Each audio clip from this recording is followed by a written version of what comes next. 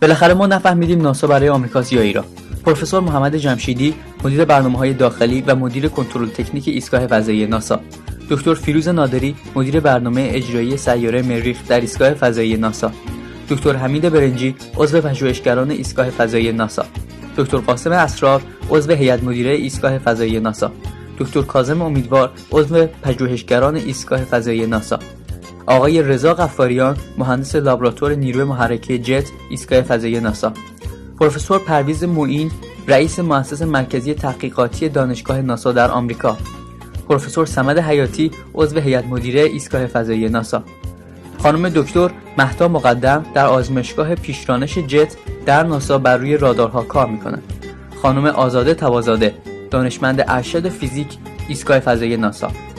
خانم انوشه انصاری، بنیانگذار شرکت TTI در آمریکا و اولین زن گردشگر فضایی با هزینه شخصی است. حدود 70 الی 80 ایرانی در ناسا فعالیت دارند. طبق آخرین آماری که گرفته شده و در روزنامه اسپیس چاپ شده، 43% از کارمندان ناسا پژوهشگران ایرانی میباشند.